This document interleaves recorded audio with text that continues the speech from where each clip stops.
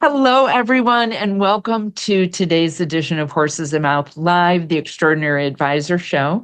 My name is Ellen Rogin, and as always, I have guests to provide great information to help you in every area of your life, especially your business.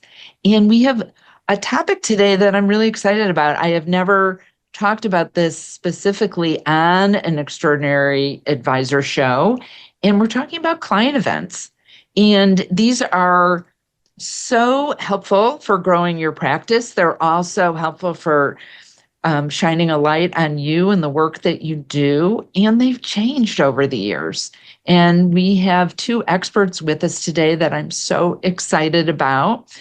We have Elyse Stoner and Angela York with us, and they were referred by a friend of mine in the industry because she was so excited and impressed with the work that they do.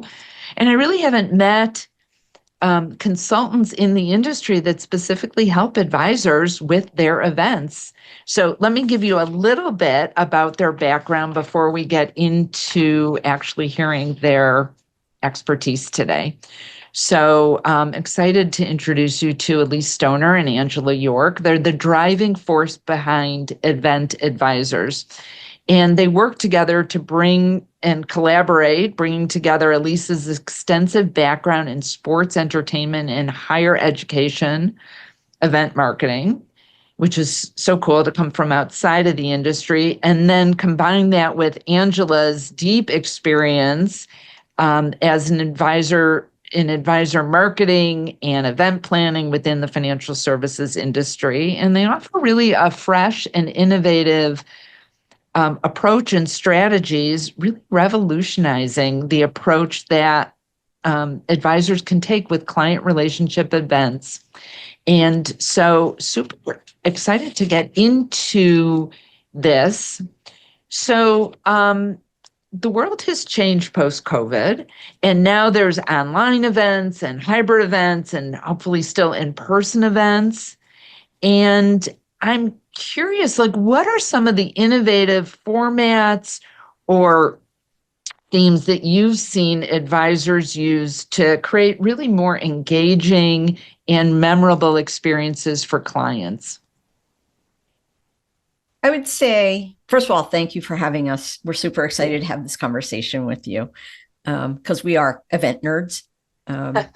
And so I think from that innovative point of view, that's what we're all about. It's about really focusing the event on what the client wants versus what the advisor either thinks they should have or that they know about things and stuff and that they should be telling their clients about that things and stuff. So the innovation is coming in to think about client events. Yes, you can do education, but it's about deepening relationships with the clients and giving them opportunities to talk about how fabulous you as the advisor are to their people when you're not in the room and they're not in the room. I think it's really interesting to think about what clients would want for events, because I don't think that is ever I mean, not never, because you don't want to do something they would hate and nobody shows up or that are boring or don't show you in a good light.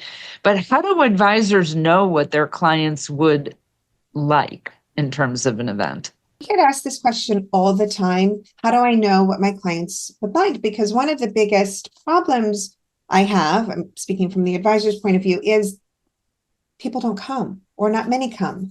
And really that boils down to what are their interests. And we look at, we actually walk our clients through a questionnaire. Ask your clients what type of events they're interested in, what topics for educational events are they interested in, what fun events interest them, what sports interest them, and collect that data. And it can be done via a survey. It can be, you can ask those questions or have a one sheet in your review meetings. You can pepper in some questions in your emails. You can ask them in events. We always encourage advisors to really kind of, and the team, the stakeholders, to really make those questions part of their all their conversations that they have with clients, and make it casual. Because putting the hat on of the attendee, there's so much noise out there right now, and so many events and so much email and so many competing priorities. We want to attend events that interest us, that we think are going to provide value to us. We're not just looking to fill the calendar. Everybody's calendar is already very filled. So from the advisor's point of view, if you host an event that speaks to those that you're inviting, they're going to come. And then when they attend, you start having those conversations and getting to know them based on their interests. And we'll go into this in a little bit. It's really a whole wheel. You have an event they're interested in, creates conversations while you're there. Then you take that back to your meetings and the relationship you have. And that just turns into a very sticky client relationship, naturally referable, natural introductions to the beneficiaries and the children. It just goes on and on. And as far as what types of events, we get this asked all the time too, is virtual, in person, big or small. Ask your clients, what do they prefer? Are they working? Do they prefer evening events? How far from their home would they like to travel? Do they like to bring a friend? Do they prefer educational or social? And then you put all that together. Yeah, I was wondering if there's certain events that lend themselves better to virtual, like a certain kind of educational event, because then it would be recorded and then available for the advisor to put on their site or have to send to people, and perhaps only applies to a certain, let's say it's Social Security or some topic that maybe only applies to a subset of their clients. Or if it's not really topic related, like I know one of the advisors I work with just invited me to a virtual wine tasting friends and family event. So that's more of a social event. And so I'm curious if you've seen some advisors have a more fun social event be an in-person thing versus a more technical learning type event. The good news is it really is based on what that client or what those clients want. Because like you said, after COVID, there was really, or during COVID, right, there was this big boom of all these virtual entertainment opportunities that either didn't exist or we didn't know existed. And then that kind of ran its course and people are like, oh my God, like I'm tired of talking to my computer screen. I want to go back and be with people. And it's sort of like that pendulum swing, where now I think it's really, again, what does the client want? Do you find that most of your top clients are not in the area where you are, for example, and you choose not to go and have a small group dinner, because we've worked with advisors to do that, like go to where your people are. And we can help people find the virtual magician, the virtual wine tasting, the quizzo nights. So there's that. Yes, there's a lot of benefit to doing education in a virtual format from a repurposing point of view. But there's a lot of benefit of doing that in person as well. So it really just depends. It depends. Yeah. A rule of thumb is if you can be in person, host an in-person event. Even as Elyse alluded to, you go to where your people are. So it doesn't necessarily mean that they all have to come to your surrounding area. We've actually done this with clients where you map out, pull out maps and pull out where your pockets of clients are. And you'll start to see that more often than not, you have them in different clusters. So if your clients are based in a different city and you've got 3, 4, 5 of them, you create a little mini event, a mini dinner, and bring them together, either in an educational format or an in-person. And if you can't do that, then there is, we're fortunate that we're in a time where we do have the technology to support the virtual events, where if you can't travel to your people, we can do social events, we can do educational events online. Yeah. No, I get the in-person thing. I was last weekend, actually, an advisor in the Chicago area brought me in to speak at his client luncheon. And there's something about them connecting with each other at a table, them talking up how they love Tony, how he's such a great advisor. And then we did an activity where we got them all up talking to each other about money, believe it or not, like having a big money conversation. And they were hugging each other by the end. These are people who didn't know each other before. So it's such a glow for him. And I felt like he told a beautiful story at the beginning, his why story. It just felt like he highlighted what's important to him with his clients that I don't think could have ever happened. Never would not have had the same impact in a virtual event as it had in this in-person event. It was really great. And that's a great example. We don't want to deter anyone from doing virtual events if that's what speaks to your client. And if you do virtual events, there's several tips that we like to provide that makes it that elevates the experience. So having breakout rooms and personalized discussions, having those icebreakers and those introductions to all the little boxes that are on the square, creating those experience-based events that you can replicate in some form from in-person to virtual, the wine tasting pairing events, the magicians, the trivia, but again, really tailor it to your ideal client and the attendee, but make it personalized.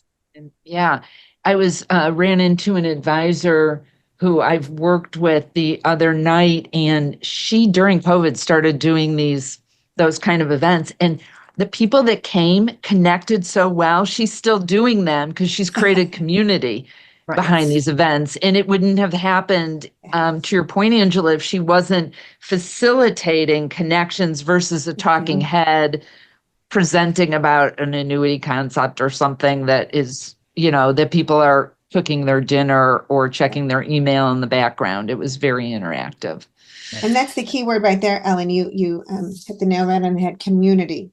Developing that community for you and your clients in between each other, whether that's virtual or whether that's in person. That's such a strong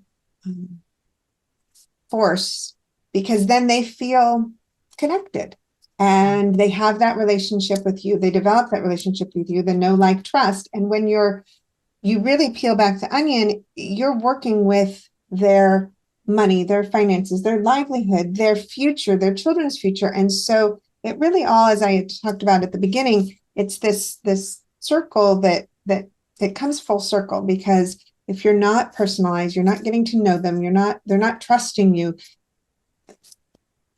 they'll learn to trust somebody else, and you don't want that. Yeah. So what are some of the mistakes? What I'm hearing indirectly as a mistake is having no interaction if it's virtual, or doing something that, like, when events don't work, are there certain common things that you see have happened that's the result, or other mistakes or missteps you've seen advisors do when they're planning or executing events? I think, well, there's a ton. Like, we could literally write a whole book on that. But I think number one is that content piece, right? Who is this event actually for? So that's that first one. They make a mistake saying, I think they should know about Social Security, or I'm a tax expert, I'm going to talk about it. And then people don't show up and they can't figure out why. I think another mistake that people make is in their expectations.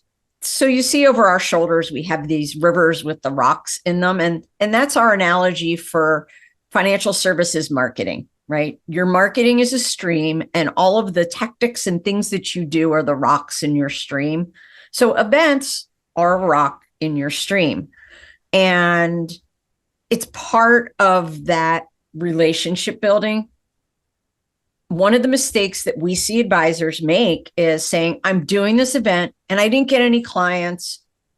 Therefore, it was a waste. It didn't work.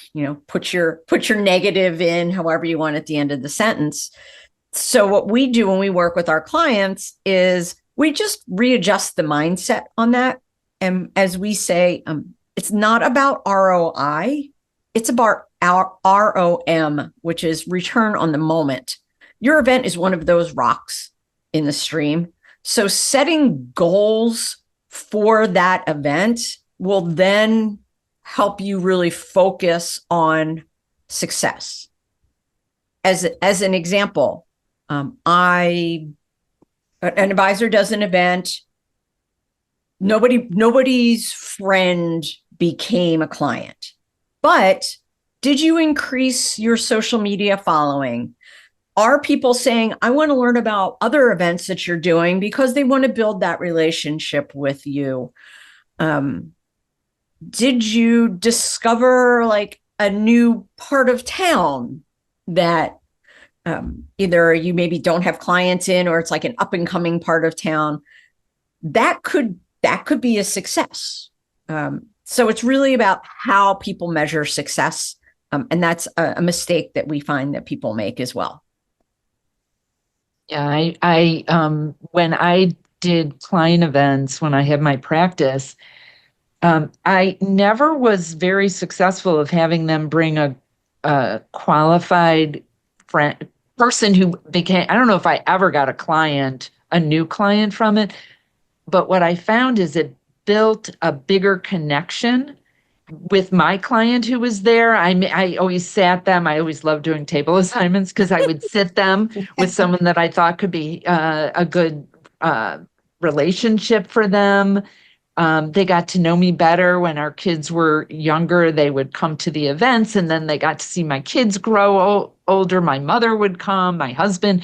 So it was a very relationship building event. And so I really appreciate you talking about how you work with your clients to have the right expectation that it's part of a bigger plan.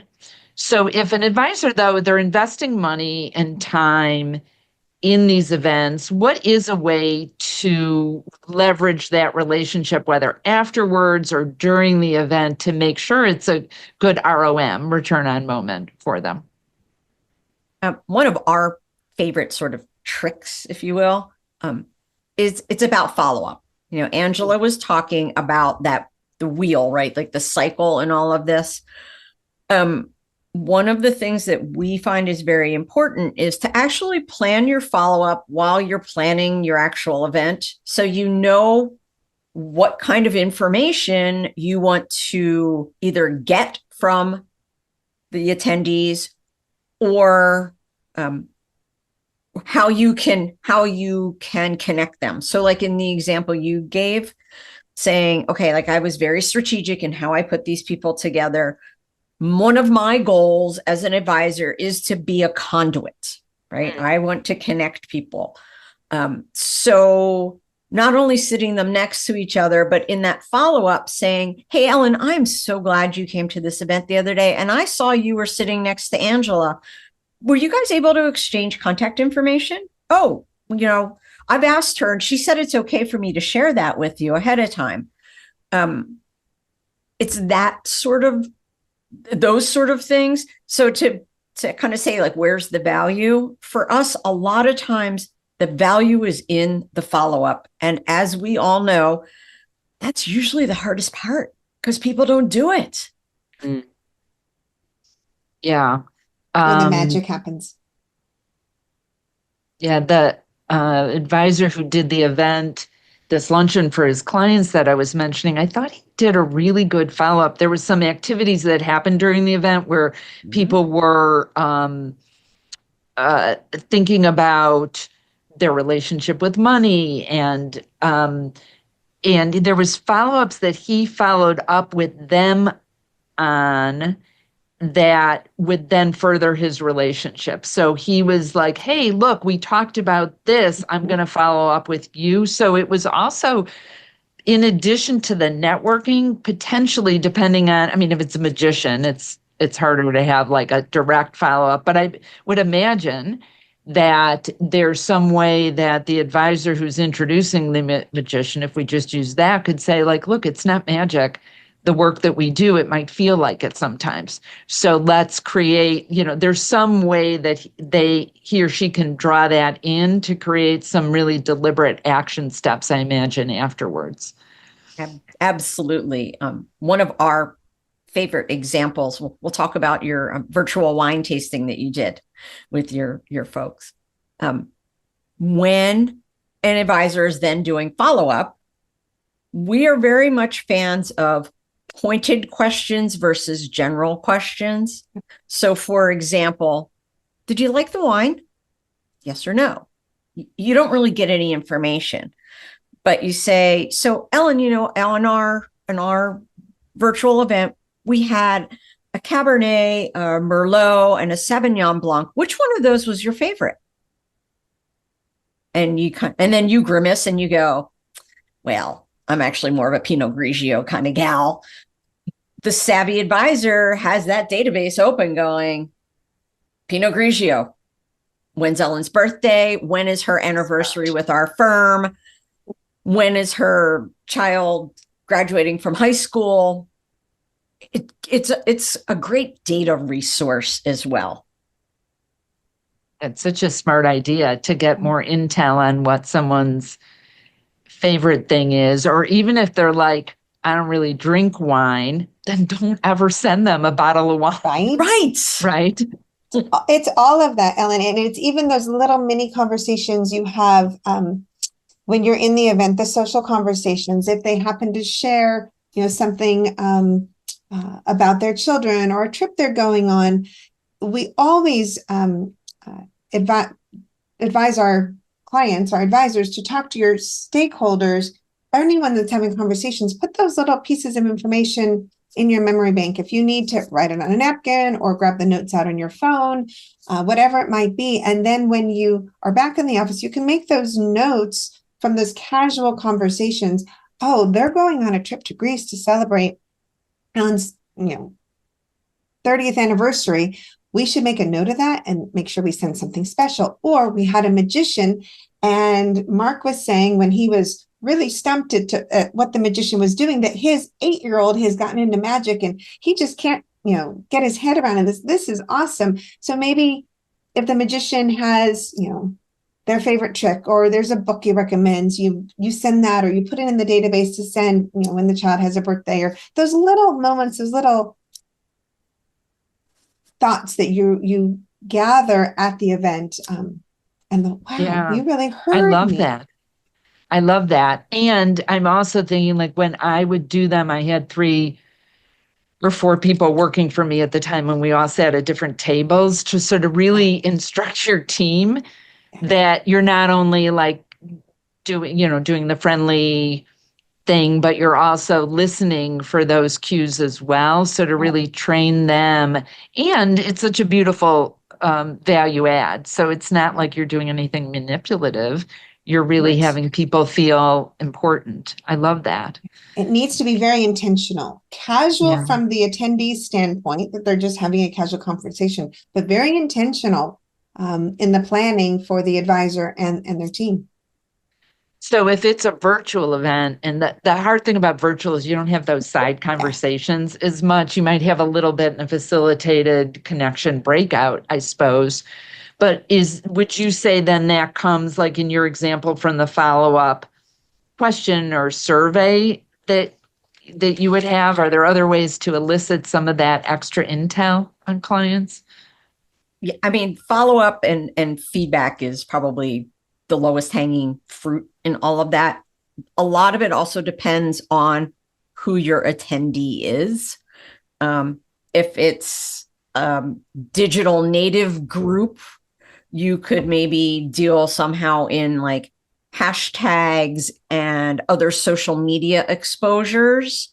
grab a quick screenshot and share this with what was your favorite wine, or shout out the sommelier because you're going to give them a little more juice. Like it really depends on who your people are. Again, virtual event, it is harder, but there are definitely ways to do that. Most of that comes in your follow-up, not necessarily in those little side, like you said, like those little side conversations. Yeah. You could be really intentional what your breakout room, well, you should be like, what is your topic, and making sure that you have either staff, your stakeholders, your team, everybody's in a different room. It could be, if some of our clients have like client advisory boards, and they can kind of almost be like your boots on the ground, if you will. There's a lot of creative ways to do it, but you definitely have to get creative. Yeah. Yeah. One thing I should probably mention too is if you are doing a virtual event, make sure, if you're under compliance regulations, make sure you understand what the recording and the chat abilities are, because many compliance departments do not permit you to be able to record, and they also don't permit you to write in the chat. You have to do your verbal Q&A, which means you need to shift how you're going to gather the information and be very diligent on capturing what those answers are, so you can then turn it back into your follow-up. Yeah. Yes, I'm making that face. Those compliance departments is not the same for every firm, or right. But it's important, because if you always check with it's like a doctor. Yes. Check with your doctor before we give advice. Check with your compliance department before you implement any of these tips. And the other side is, don't use that as an excuse to think you can't do something till you check. Exactly. Because I find that advisors are like, no. And I'm like, you know what? Things change all the time, and they're going to continue to change. So, yes, but that's a very important point. I know you two like to talk about bringing in some type of community involvement into events. Can you talk a little bit more about that, why that's helpful and how that can be done? When you know your ideal client and what is important to them, most people like giving back. Most people have a thing that is important to them. And when you do your due diligence, again, it's that community piece of it, which is you may find you have a subsection of your ideal clients that are all about the SPCA, or they're all about youth sports, or they're all about your charity here. I mean, again, it's that like double connection point of view. And we have also found a lot of times that making it an activity versus a donation, again, it's that moment opportunity. It's an opportunity for people to get together. Some people, again, let me just write you a check. Like, that's not my thing. Those aren't great events for those people. But for the people who really want to either roll up their sleeves or connect with other people, and then they feel really good about it. So that's sort of like an added bonus. At least you're talking about, like, if there's a service type event you do with your team and invite clients to and say, hey, do you want to work at this food bank with me, or book bank, or paint a school? Is that what you're referring to? Yes. And it doesn't even have to be, hey, our team is doing this. Do you want to join us? Again, it's as you're thinking about your event strategy for the year, and you've gathered information from, we use the term ideal client, but those clients that you want to replicate, the ones that you would hate to lose, and what do they like to do? Then it's like, hey, our June event is going to be cleaning up a school, because we have a lot of people who value education. So Definitely doing a thing is a great opportunity. And, we hear from advisors a lot, like, I don't do events because they're really expensive. Mm. And a lot of these community events, they're not. And they have great impact. Yeah. They really do. And there's really three ways, because I know there are a lot of people out there right now scratching their heads going, that sounds really cool, but how do I start? How do I do that? And there's three things we like to have you think about is there a charity or philanthropy that is near and dear to you, your family, or your team? Then there is there a charity or philanthropy or a cause that's really near and dear to one of our really top valued A++ clients? We'd really like to support them and their passion and their mission, and ask them, if there are any events, we'd love to, as a firm, support that, and we can invite other clients, so you can develop an event based on that. Or if your clientele is very centralized in your area and your community, what's important to your community? Is there a local food bank? Is there an annual school supply drive? Is there an annual toy drive? Is there a breast cancer walk? Is there something going on in the community that they may already participate in, but bringing that community together for the firm, it's always very impactful. So if you don't know where to start, but you want to be philanthropic, it can be either something you're passionate about, your client's passionate about, or something for the community. And again, it doesn't have to be big. It'd be a 10. I'd offer 10 up people. an additional way to do that. Yeah. So we always gave gifts at our client events. And when I first started doing them, it was all like swag with our company name on it. And I'm like, as my clients got older and I got older, I'm like, no one wants more stuff, and like, do they really want something that says strategic financial designs on it, even if it was nice? No. So what I started to do, because one of my big values and words is generosity, we would do our client gift in some way that served a charity. So it could be in the Chicago area, there's a place called Misericordia, and they work with developmentally disabled adults, and they have a beautiful bakery there. So we got cookie boxes one year. Awesome. Or I can't even think of other things we've done. And sometimes our speakers were even philanthropically related. So I love the idea. And if I were to do that kind of client event again, I would love to have people actually serving in a way. But there was a woman who had a social impact business where she had women from around the world, artisans, making stuff, and she had it's called Global Girlfriends, and they would I had her as a speaker talking about, she wrote a book, we bought everybody her book, and some of the giveaways, we would do trivia questions, and we'd always have gifts, and the gifts were things from her store, which actually I still have some that I need to give to somebody.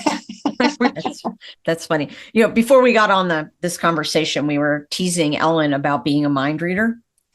So I'm going to come back to that, because I was just working on our newsletter that is getting ready to go out, and we are recording this in a time where a lot of our clients and people in the industry are doing their Galentines and planning their Galentines events.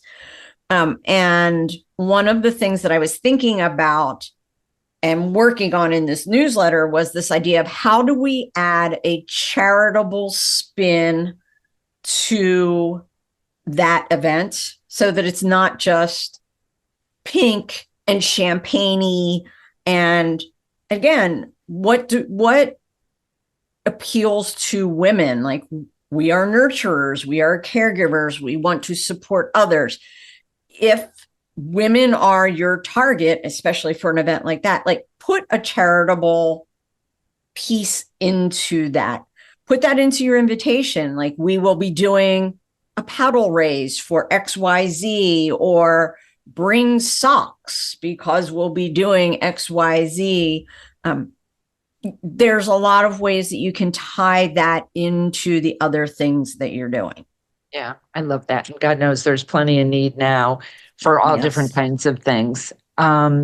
This is fabulous.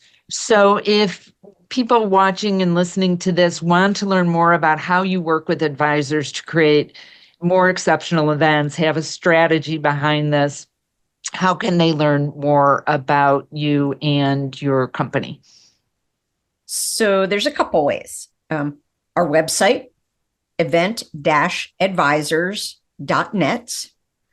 And you'll find information on there. You can actually sign up for this newsletter. We call it Valuable Views. It comes out twice a month because we know everybody's email boxes are full, where we share lots of these ideas. We are very active on LinkedIn, both individually and through Event Advisors. So I think those links will magically appear here. So please connect with us that way. And the crux of what we do is to really make this easier for people who, let's face it, aren't event planners. So we are actually getting ready to launch what we call our signature event system, where it's all of our timelines, our planning timelines. Angela talked about like the questions that you should ask your clients. We have an emergency kit checklist. What's that thing where you go, wish I had that.